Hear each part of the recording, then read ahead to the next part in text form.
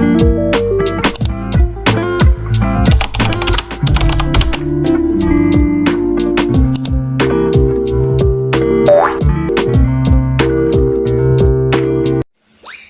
everyone, perkenalkan nama saya Siti Nurfadlila, saya dari Prodi Akuntansi A dari Institut Manajemen Wilayah Indonesia. Dalam video kali ini saya akan bahas materi mengenai manajemen operasional bank dan manajemen pengkreditan perbankan. Tolong disimak ya teman-teman. Sebelum kita masuk ke materi, alangkah baiknya kita mengetahui dulu apa itu bank. Bank merupakan badan usaha yang bergerak dalam bidang keuangan. Kemudian, bank juga dapat dikenal sebagai tempat untuk meminjam uang atau kredit bagi masyarakat yang membutuhkan.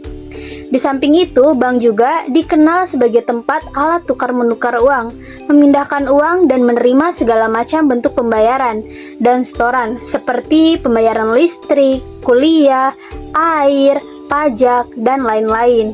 Menurut Undang-Undang Republik Indonesia Nomor 10 Tahun 1998 tentang perbankan, yang dimaksud dengan bank adalah badan usaha yang menghimpun dana dari masyarakat dalam bentuk simpanan ataupun menyalurkan dana kepada masyarakat dalam bentuk kredit ataupun bentuk lainnya dalam rangka meningkatkan taraf hidup rakyat banyak.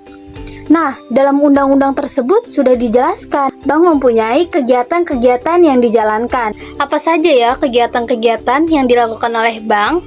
Kegiatan yang pertama yaitu menghimpun dana atau funding. Menghimpun dana dari masyarakat dalam bentuk simpanan atau saving deposit yang dibuat dalam bentuk rekening giro atau rekening tabungan atau rekening deposit. Kemudian yang kedua yaitu mengalokasikan dana atau lending.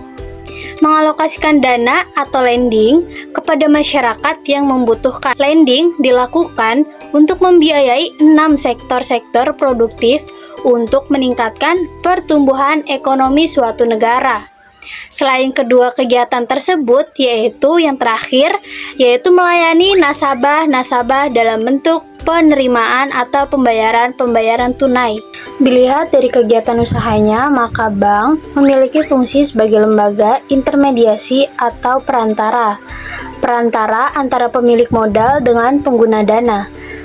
Fungsi intermediasi bank ini merupakan konsep asset allocation approach yang merupakan pendekatan manajemen aktiva dengan pasiva, yang dimana sumber dananya berasal dari dana pihak ketiga atau DPK atau simpanan dari masyarakat. Dan yang kedua yaitu simpanan pinjam yang diterima dari bank lain atau dari modal sendiri. Maka dari itu, manajemen operasional bank adalah proses perencanaan, pengorganisasian, pengarahan, dan pengendalian sumber daya manusia ataupun alat-alat guna mencapai tujuan organisasi secara efektif dan efisien pada bank. Secara sederhana, cara kerja bank berawal dari tabungan yang disetorkan oleh nasabahnya. Kumpulkan tadi bisa diinvestasikan kembali ke instrumen investasi yang lainnya, seperti surat utang pemerintah atau obligasi. Bunga yang didapat dari selisih peminjam atau hasil investasi dengan yang diberikan kembali ke nasabah inilah yang nantinya akan menjadi keuntungan pihak dari bank. Pada umumnya, suatu kegiatan bank terkonsentrasi pada bidang pengkreditan, karena kegiatan pengkreditan ternyata memberikan sumbangan yang sangat cukup besar kepada pendapatan bank melalui apa yang dinamakan dengan interest basic activity. Itu melalui kegiatan pengkreditan ini, maka bank memperoleh keuntungan berupa bunga dan kredit. Dalam konsep operasional manajemen bank, terdapat dua macam kebijakan bank. Yang pertama yaitu kebijaksanaan yang dirumuskan sesudah pertimbangan-pertimbangan matang terhadap konsekuensi dari semua pilihan yang tersedia. Yang kedua yaitu kebijaksanaan yang timbul dari tindakan tunggal atau yang berulang-ulang. Kemudian ada juga aktivitas bank yang perlu dirumuskan dalam wujud kebijaksanaan pada umumnya, yaitu meliputi 1. Tipe nasabah yang dilayani, 2. Jenis pelayanan, 3. Daerah atau wilayah pelayanan, 4. Metode meraih bisnis, 5. Distribusi aktiva produktif, 6. Preferensi likuiditas, 7. Persaingan, 8. Pengembangan dan latihan staf, dan yang terakhir yaitu kantor ataupun ruangan bank. Kemudian, dalam operasional manajemen bank terdapat staffing atau manajemen skill. Nah, dalam manajemen skill ini terbagi menjadi 5 program dalam pengisian rencana organisasi, yaitu yang pertama, 1. Proyeksi kebutuhan tenaga kerja, 2. Investasi tenaga kerja, 3. Program latihan dan pengembangan, 4. Penempatan jabatan atau pegawai, dan yang terakhir yaitu administrasi gaji pegawai untuk keadilan semua pegawai. Kemudian ada juga aktiva yang produktif. Aktiva yang produktif atau produktif aset sering juga disebut dengan earning asset atau aktiva yang menghasilkan, karena penempatan dana bank tersebut adalah untuk mencapai tingkatan penghasilan yang diharapkan. Pengelolaan aktiva produktif adalah bagian dari aset manajemen yang juga mengatur tentang likuiditas aset atau aktiva mengatur tentang likuiditas aset dan aktiva tetap dan inventaris, yaitu berupa kredit yang diberikan dan surat-surat berharga, penempatan dana pada bank lain, dan penyertaan. Sebelum kita memasuki pembahasan mengenai manajemen pengkreditan, sebaiknya kita mengetahui terlebih dahulu apa itu kredit. Kredit berasal dari bahasa Yunani yaitu credere, yang berarti kepercayaan, dan bahasa Latin yaitu creditum, yang artinya kepercayaan akan kebenaran. Oleh sebab itulah, yang menjadi dasar dari kredit adalah kepercayaan. Berdasarkan Undang-Undang Perbankan Nomor 10 Tahun 1998, kredit adalah penyediaan uang atau tagihan yang dapat dipersamakan dengan itu berdasarkan persetujuan atau kesepakatan pinjam-meminjam antara pihak satu dengan pihak dua, yang mewajibkan pihak peminjam untuk melaksanakan dengan jumlah, bunga, dan sebagai imbalan. Dalam kredit terdapat unsur-unsur kredit. Apa saja sih unsur-unsur kredit itu? Yang pertama yaitu kepercayaan, suatu keyakinan pemberian kredit oleh bank. Yang kedua yaitu kesepakatan, perjanjian masing-masing pihak yang menandatangani hak dan kewajibannya. Nah, yang ketiga yaitu jangka waktu. Setiap kredit yang diberikan memiliki jangka waktu tertentu. Yang keempat yaitu resiko. Resiko hutang tidak tertagih ataupun macet pemberian kredit. Resiko ini menjadi tanggung jawab bank, baik resiko sengaja ataupun tidak disengaja. Ada juga faktor-faktor yang mempengaruhi nilai uang. Yang pertama yaitu mencari keuntungan, dan yang kedua yaitu membantu usaha nasabah, dan yang terakhir yaitu membantu pemerintah. Nah, dalam membantu pemerintah, keuntungan bagi pemerintah dengan menyebarkan pemberian kredit itu apa saja sih? Yang pertama yaitu penerimaan pajak, peningkatan jumlah barang dan jasa, peningkatan devisa negara, dan menghemat devisa negara, dan juga membuka peluang kerja. Setelah itu, dalam pengkreditan terdapat fungsi-fungsi kredit secara luas. Yang pertama yaitu meningkatkan daya guna uang, dan yang kedua yaitu meningkatkan daya guna barang, yang ketiga yaitu meningkatkan semangat usaha, dan yang keempat yaitu meningkatkan hubungan internasional, dan yang kelima yaitu meningkatkan peredaran lalu lintas uang, dan yang keenam yaitu alat stabilitas ekonomi, dan yang terakhir yaitu meningkatkan pemertaan pendapatan. Ada juga macam-macam jenis kredit, yaitu yang pertama, kredit berdasarkan kegunaannya. Yang kedua, yaitu kredit berdasarkan segi tujuannya. Yang ketiga, yaitu kredit berdasarkan jangka waktu. Yang keempat, yaitu kredit berdasarkan segi jaminan. Dan yang terakhir, yaitu kredit berdasarkan sektor usaha. Berikut ini saya akan menjabarkan kelima jenis-jenis kredit. Yang pertama, yaitu kredit dilihat dari segi kegunaannya.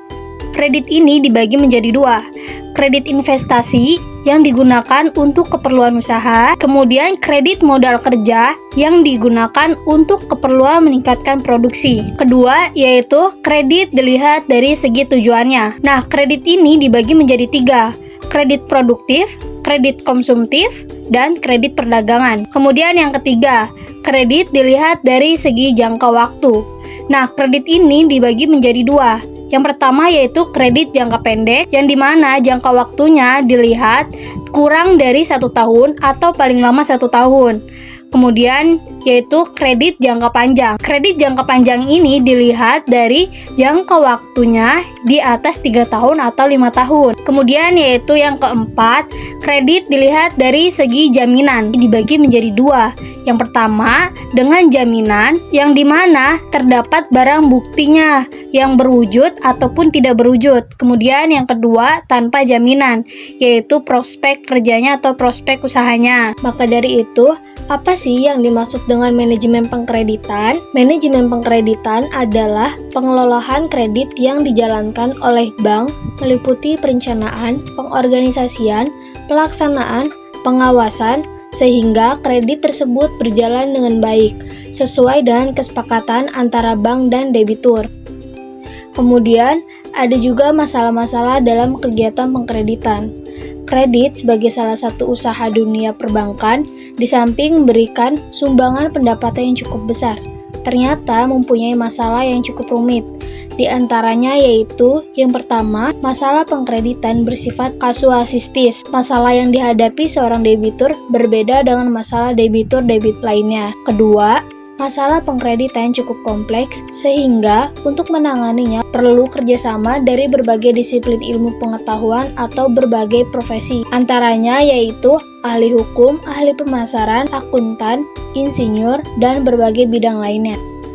Ada juga prinsip-prinsip pemberian kredit menurut analisis 5C.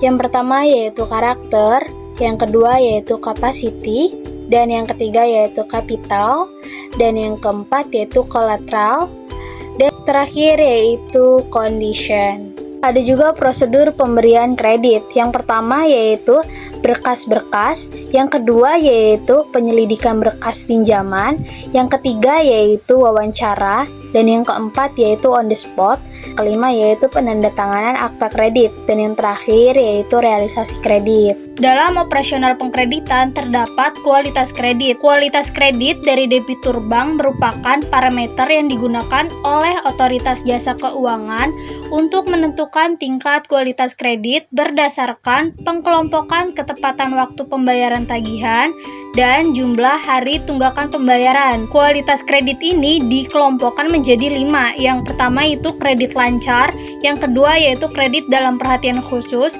yang ketiga yaitu kredit kurang lancar, dan yang keempat yaitu kredit diragukan, kelima yaitu kredit macet. Kemudian adanya prosedur umum pengkreditan. Prosedur umum pengkreditan ini meliputi ketentuan dan syarat atau yang harus dilakukan sejak nasabah mengajukan permohonan kredit sampai kredit tersebut dilunaskan oleh nasabah. Yang pertama yaitu permohonan kredit, yang kedua yaitu penyidik atau analisis kredit, ketiga yaitu keputusan atas permohonan kredit, keempat penolakan permohonan kredit, kelima persetujuan permohonan kredit, keenam pencairan fasilitas kredit, dan yang terakhir yaitu pelunasan fasilitas kredit. Kemudian yaitu adanya analisis kredit. Analisis kredit adalah berbagai penilaian untuk menilai calon debitor lewat berbagai faktor untuk meminimalkan risiko gagal bayar. Nah, tujuan utamanya yaitu untuk memperoleh keyakinan apakah si usaha nasabah ini layak untuk dilanjutkan atau tidaknya. Kemudian, adanya pembinaan, penyelamatan, dan penyelesaian kredit bermasalah. Tahapan penyelesaian kredit bermasalah yaitu dibagi menjadi 3, penjadwalan kembali, kedua, persyaratan kembali, dan ketiga, penataan kembali. Nah, setelah pembinaan dan penyelamatan atau penyelesaian kredit bermasalah, terdapat monitoring ataupun pengawasan kredit, yaitu suatu sistem dalam pengolahan kredit atau loan management yang dapat berfungsi sebagai penutup kekurangan atau kelemahan dalam proses kegiatan pengkreditan. Dapat diartikan sebagai alat yang dipergunakan untuk melakukan pemantauan kredit agar dapat diketahui sedini mungkin. Nah, fungsi monitoring dalam pengawasan pengkreditan ini merupakan alat kendali apakah dari pemberian kredit telah dilaksanakan sesuai dengan perencanaan maupun ketentuan-ketentuan yang ditetapkan di bidang pengkreditan, yaitu dalam bentuk surat edaran atau peraturan ataupun ketentuan lain yang berlaku secara umum dan khusus. Sekian pemaparan materi dari saya, semoga bermanfaat teman-teman.